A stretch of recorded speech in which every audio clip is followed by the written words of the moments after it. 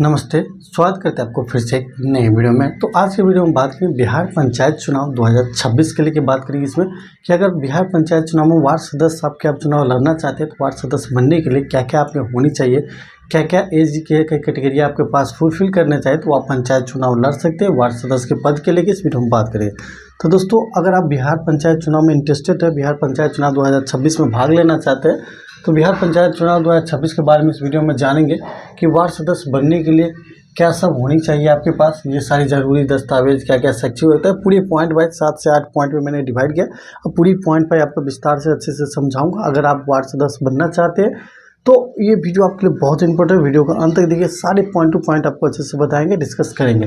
तो सबसे पहले पॉइंट हमारा शैक्षिक योग्यता, यानी कि एजुकेशन क्वालिफिकेशन आपको क्या होनी चाहिए। देखिए, वार्ड सदस्य के चुनाव लड़ने के लिए क्वालिफिकेशन की कोई ज़रूरत नहीं। अगर आप अनपढ़ है तो चुनाव लड़ सकते हैं, इसमें पढ़े लिखे कोई दिक्कत। आप 10th पास है तो भी लड़ सकते हैं, 12th पास है तो भी लड़ सकते हैं। इसमें क्या है, पढ़ाई लिखाई नहीं भी की है तो भी आप चुनाव लड़ सकते हैं। शैक्षिक योग्यता के इसमें कोई के देर है तो आप आराम से चुनाव लड़ पाइए।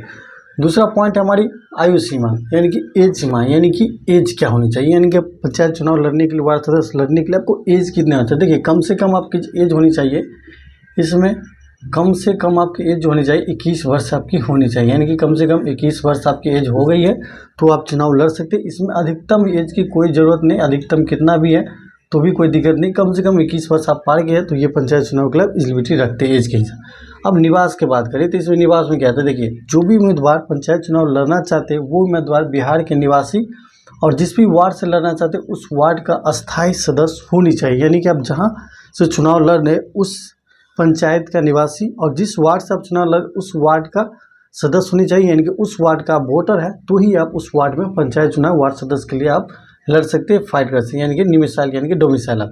बाकी कुछ दस्तावेज, जरूरी दस्तावेज होते हैं, यानी कि जो चुनाव लड़ते थे क्या क्या दस्तावेज लगते थे। देखिए, आपका आधार कार्ड आपके होनी चाहिए, वोटर ID कार्ड होनी चाहिए, इसके बाद आपको निवास प्रमाण पत्र, यानी कि आप बिहार के निवासी है या नहीं है तो उस निवास प्रमाण पत्र, जाति प्रमाण पत्र, नो ड्यूज सर्टिफिकेट होनी चाहिए, यानी कि आपके सरकार पे कोई भी आपका बकाया नहीं पैसा आप रखे हुए तो वो नो ड्यूज सर्टिफिकेट, ये सारे डॉक्यूमेंट दस्तावेज आपके पास जरूरी होनी चाहिए। ये सारे दस्तावेज लगे, बाकी आपके mobile number, phone number, email ID, ये सारे फ़ोटो, पासपोर्ट साइज, ये सारे दस्तावेज होती जो आपकी ज़रूरी पड़ेगी डॉक्यूमेंट के तौर पे।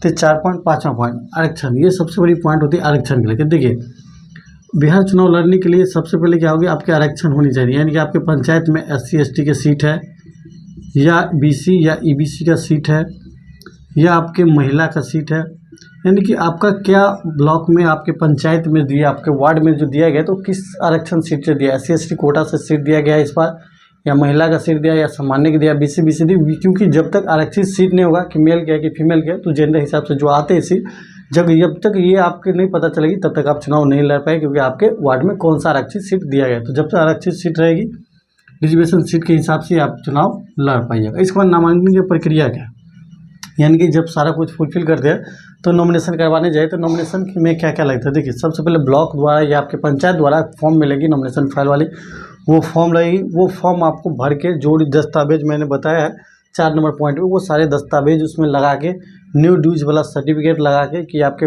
कोई भी बकाया नहीं है, वो सारी चीज़ लगा के आपको ब्लॉक में आपको जमा करना होता है। जमा करने के बाद उस फॉर्म को क्या होता है, ब्लॉक के कर्मचारी द्वारा स्क्रूटनी किया जाए, यानी कि जांच किया जाता है कि इसमें क्या प्रॉब्लम है, नहीं है। प्रॉब्लम होगी तो आपको टाइम दिया जाएगा सुधारने के लिए। सारा कुछ आपको सही है तो फिर एक फाइनल लिस्ट आ जाती है कि हाँ, इतने कैंडिडेट इस वार्ड से पंचायत चुनाव लड़ सकते, तो वो फाइनल लिस्ट आपकी निकल के आ जाएगी। पंचायत चुनाव लड़ने के लिए कुछ महत्वपूर्ण नियम होते हैं, वो क्या क्या नियम होते हैं, तो 3-4 नियम है। जैसे कि आप कोई भी आपराधिक कानून आप पे ना हो, कोई भी गंभीर आरोप आपके पास नहीं हो, आप पे नहीं लगाओ, केस द्वारा मुकदमा नहीं चल रहे हो। दूसरी बात कि आप क्या होगा,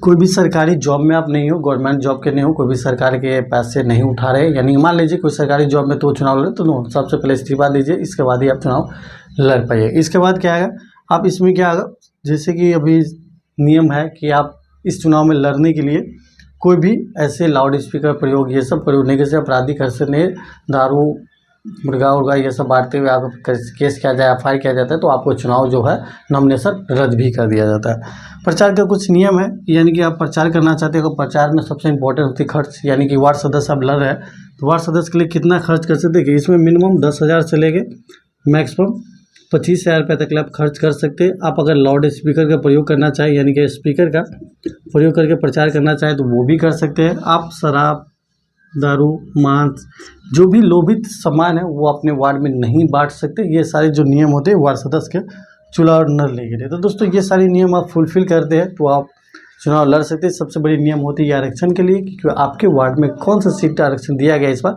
वो आप जान लीजिए। बाकी सारा डॉक्यूमेंट और सारा जानकारी था आपके पास वही, तो आप वार्ड सदस्य को चुनाव लड़ सकते हैं। ये मुख्य पॉइंट होते हैं जो कि मैंने पूरी डिस्कस के साथ अच्छे से आपको बता दिया। फिर भी कोई डाउट या कन्फ्यूजन हो, कुछ पूछना हो तो कमेंट के माध्यम से आप हमसे पूछ लीजिए। आपकी कमेंट का जरूर बैक करें। बाकी वीडियो आपको पसंद आए तो लाइक शेयर जरूर करें। चैनल पर आप नए हैं तो सब्सक्राइब जरूर करिए।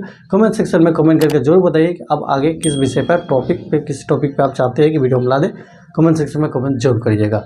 वीडियो देखने के लिए आप सबको धन्यवाद। जय हिंद।